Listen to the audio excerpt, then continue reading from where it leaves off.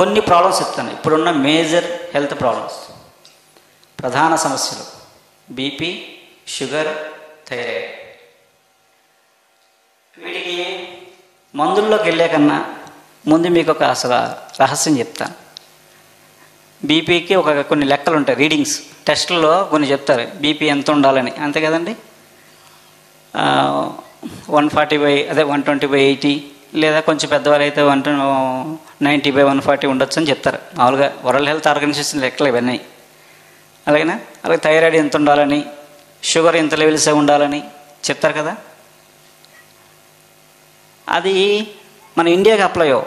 మన ఇండియాలో ఆ రీడింగ్స్ అప్లై అవ్వవు.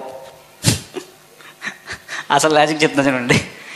రీడింగ్ ఎంత ఉందో నాకు సమస్య కాదు. రీడింగ్ ఎంత ఉందో మందు వేయకూడదు. సిమ్టమ్ ఉందా లేదా? మీకు బీపీ 100/160 ఉందండి, 160/100 ఉంది, పోతే 190/110 ఉంది. చాలా ఎక్కువ ఉన్నట్టు. మామూలుగా అయితే డాక్టర్ అల్ల కొట్టేసి అర్జెంటుగా అయిపోతే బీపీ వచ్చేది, పక్షాలు వచ్చేదని చెప్తాడు. కానీ మీకు ఏ సిమ్టమ్ లేదు, మీకు తల విసరడం, కళ్ళు తిరగడం ఏం లేవు, కానీ మీరు బాగానే ఉన్నారు. బీపీ చూస్తే అంత ఉంది అంటే అర్థం ఏంటి? మీకున్న వాతావరణానికి, మీకుండే ఆలోచనకి, మీకుండే పనికి, మీ తీసుకునే ఇక్కడ ఆహారానికి ఎంత ఉండాలో, ఎంత ఉంటే మీ బండి తిరగగలదో ఈ నేచరే మన బాడీ సెట్ చేసుకుంటుంది. ఇది పెద్ద లాజిక్ ఇది.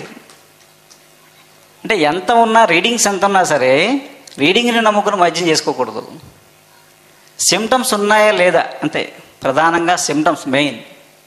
మెడికల్ రిపోర్ట్స్ పట్టుకుని ఎప్పుడు మీరు దాన్ని 100% ఎప్పుడు చూడకండి. మెడికల్ రిపోర్ట్స్ అనేది 1%. మీకు ఇక్కడ శారీరక బాధలే కీలకం. అలాగే థైరాయిడ్ ఎంత ఉన్నా సరే సిమ్టమ్స్ లేవనుకోండి, థైరాయిడ్ ముందు వేయక్కలేదు. అలాగే డయాబెటిక్ ఎక్కువ ఉంది, మీకేం సిమ్టమ్స్ లేవు, వేయాల్సిన రూల్ ఏం లేదు. ఎందుకంటే అంతే, ఇక్కడ సిస్టమ్ అంతే, ఇది నేచర్. మనకు అన్నీ పెట్టుకుంటే సెట్ చేసి పెట్టుకుంటుంది. అంటే ప్రాక్టికల్గా ఒక కేసు చెప్తాను మీకు నేను. ఇక్కడ విజయనగరంలో ఒక రాజుగారు ఉన్నారు. ఆయనకి 110/200 ఎంతో, చాలా ఎక్కువ. మామూలుగా ఆయన సరదాగా చూపించుకున్నాడు. ఆయన ప్రాబ్లం వచ్చి కాదు, ఫ్రీ క్యాంప్ పెట్టారు కదా, ఫ్రీగా బీపీ చూస్తారని చెయ్యట్టాడు. అందులో చెయ్యడితే ఆ డాక్టర్ చూసి వెంటనే, అమ్మ నువ్వు అర్జెంటుగా అయ్యిపోతే నువ్వు రాత్రి నీకు స్ట్రోక్ వచ్చేస్తే నువ్వు మందు వేసుకోవాలని చెప్పేసి బీపీ టాబ్లెట్ 2 రాశాడు. పొద్దునొట్టు రకం, రాత్రి రకం అని. ఆయన వేసిన తర్వాత 3వ రోజు నుంచి మొదలైంది, బీపీ లక్షణాలు మొదలయ్యాయి. బీపీ సిమ్టమ్స్ మొదలయ్యాయి. ఏంటి? Low BP symptoms. ఏమైంది? ఆయనకు కావాల్సిందంతా అది ఉన్నని చెప్పి హెనమేగా ఉన్నాడు. ఎప్పుడైతే ఎక్కువ ఉందని మనం రీడింగ్స్ చూసుకుని టెక్నికల్గా, సైంటిఫిక్గా మందు వేసామో ఆయనకు ఉండాల్సిన తగ్గిపోయింది. ఆయనకు అంత లేదు, బండి తిరగట్లేదు, బండి పడిపోతుంది. సరే ఏదో కష్టపడి మొత్తం మీద ఒక 10 రోజులు 15 రోజులు వేసుకుని మళ్ళీ టెస్ట్ చేస్తే నీకు థైరాయిడ్ వచ్చిందన్నారు. దానికో మందు వేశారు. అంతకుముందు హెల్తీ పర్సన్ ఏం లేదు. సరే బాగా ఇంకా ఏదో కష్టపడి మళ్ళీ వేసుకుంటే ఇంకో 3 నెలలు అయిన తర్వాత షుగర్ వచ్చింది. షుగర్కి మందు వేసుకున్నాడు. వేసుకుని ఎవరో చెప్తే నా దగ్గరికి వచ్చారు. ఆయన వస్తే, బాబు నాకు ఇగో రిపోర్ట్స్, బీపీ ఉంది, షుగర్ ఉంది, థైరాయిడ్ ఉంది, నేను 8 మందులు ఆడుతాను, 8 మందులు పట్టుకొచ్చారు.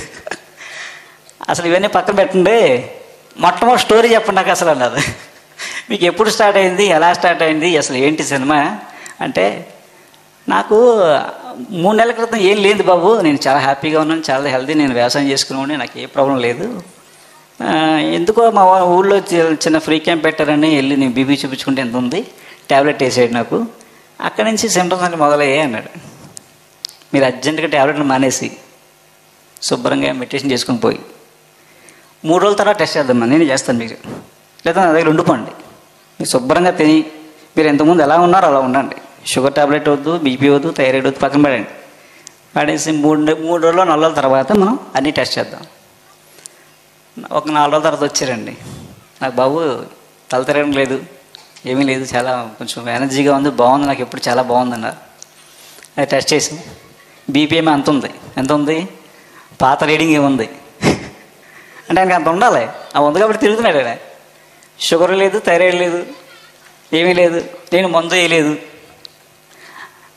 అదే అందులో ఉంటే కదా ఎక్కడికో వెళ్ళిపోద్ది క్యాన్సర్ దాకా ఆ మందుల వల్ల. అంటే రీడింగ్స్ ఉన్నంత మాత్రాన సిమ్టమ్స్ లేకుండా మందులు వేయకూడదు. ఈరోజు 195 మంది BP patients, sugar patients, thyroid patients కేవలం రిపోర్ట్స్ చూసుకుని రిపోర్ట్స్ ఆధారంగా మందులు వాడుతున్న వాళ్ళే.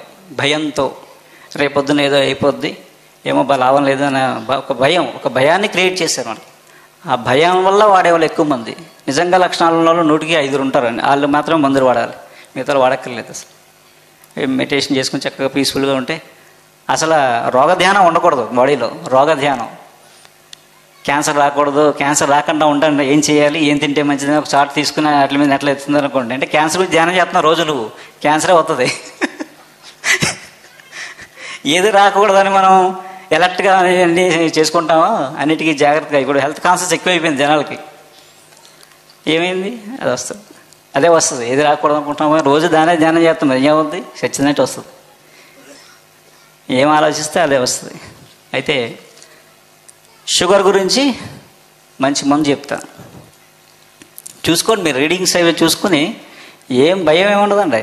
ఉడికే మన కేవలం భయపెట్టారంతే. అందరూ షుగర్ పేషెంట్స్కి సింపుల్ రెమెడీ.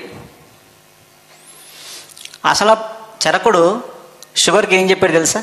షుగర్కి తేనె తాగుతూ, అసలు షుగర్ అంటే జబ్బు కాదు పూర్వం, అసలు మధుమేహం అయితే జబ్బే కాదు చరకుడి కాలంలో.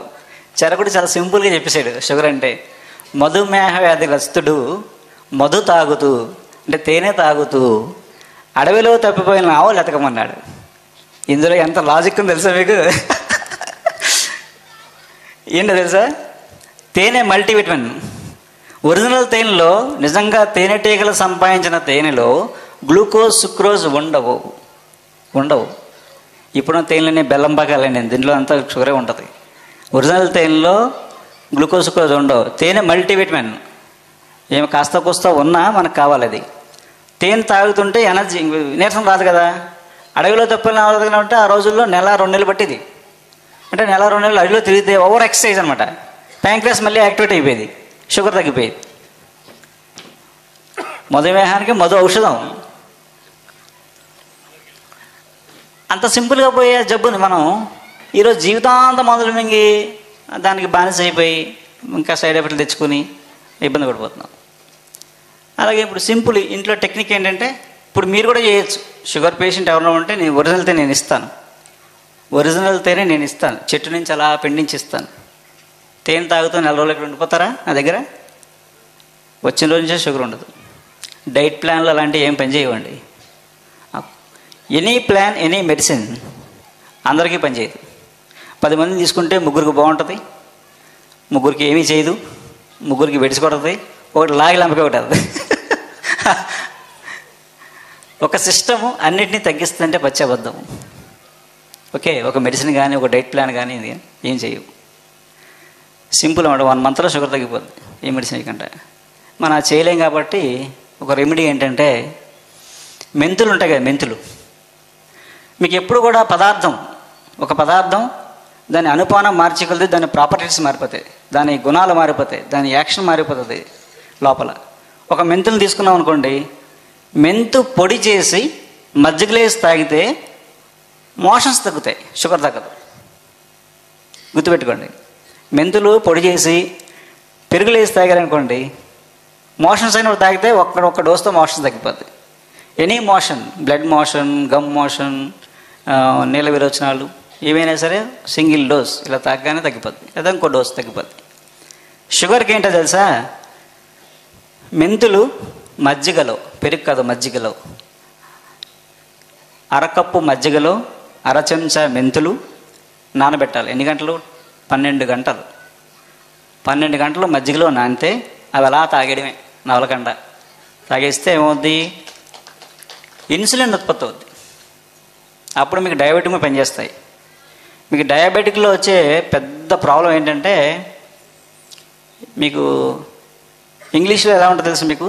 ఇంగ్లీష్ వైద్యంలో షుగర్కి మందు ఏ రోజుకో రోజు రీడింగ్ చూపించి మనం మురిసిపోతాం, సంబరపడిపోతాం పైకి, కానీ లోపల పెద్ద కన్నం పెట్టేస్తుంది. ఇంగ్లీష్ మందు ఎప్పుడు దాన్ని ఆపలేదు.